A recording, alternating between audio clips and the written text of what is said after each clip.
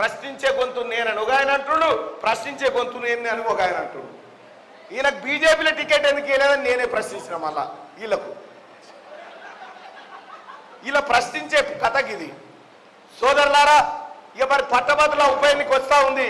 పోయినసారి పల్లా రాజేశ్వర్ రెడ్డి వేలకు వేల రూపాయలు పంపిండు. ఈసారి ఎట్లా అని పరిశాన్ కాకుండా మళ్ళా తెస్తుండు పల్లా రాజేశ్వర్ రెడ్డి. ఎన్ని ఇచ్చినా తీసుకోరిగా.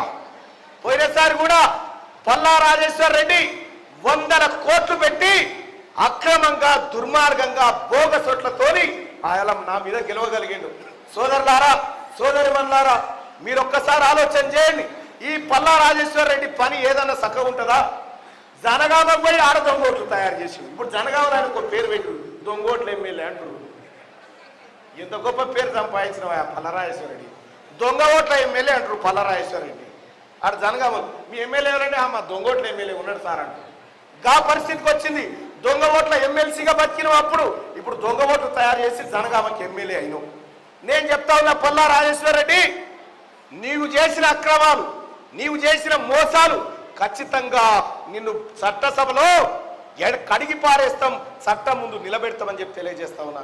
కేటీ రామారావు కూడా ఈ సభా వేదిక నుంచి నేను చెప్తా ఉన్నా, మార్చి 4 జూన్ 4 దాకానే టైం బిడ్డ. నీకు ఎన్నికల కోడ్ ఉంది, పారిపోయేది ఉంటే ఇప్పుడే వారిపో, తర్వాత నీ నెట్టి పరిస్థితుల్లో వదిలిపెట్టమని చెప్పి తెలియజేస్తా ఉన్నా. ఇంకెవరన్నా మిగిలితే కూడా బీఆర్ఎస్ పార్టీ నాయకులు ఈ ప్రజలను, నేను వరంగల్లో మాట్లాడుతుంటే అప్పట్లో అక్కడ వరంగల్ కారణట బీఆర్ఎస్ నాయకులు టేబుల్ జేబులో పెట్టుకొని తిరిగినాడు. ఎందుకంటే భూములు కొలిచి కబ్జాలు పెట్టాడు ఆడ.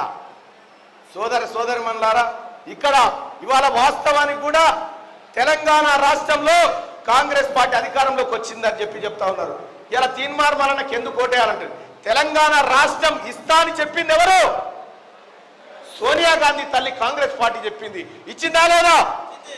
ఈ మహిళలకు ఉచిత ప్రయాణం ఇస్తా అని చెప్పింది. ఇచ్చిందా లేదా? ఈ పేద బిడ్డలకు 200 యూనిట్ల కరెంటు ఫ్రీ ఇస్తా అన్నది ఇచ్చిందా లేదా? రేపు పొద్దుగాల గౌరవ పెద్దలు మాజీ మంత్రివర్యులు శాసనసభ్యులు కడియం శ్రీగారు అన్ననే చెప్తా ఉన్నాడు, జూన్ 4 తర్వాత జాబ్ క్యాలెండర్ ని తెలంగాణ రాష్ట్ర ప్రభుత్వం నిరుద్యోగులకు కానుకగా ఇవ్వబోతుంది అనేటువంటి మాట చెప్తా ఉన్నారు.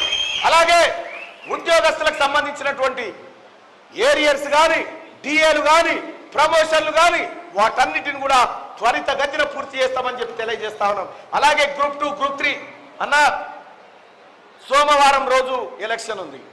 దయచేసి ప్రభుత్వానికి అప్పీల్ చేస్తా ఉన్నాం, ఈ 3 జిల్లాల్లో ఉన్న ఉద్యోగస్తులకు సెలవు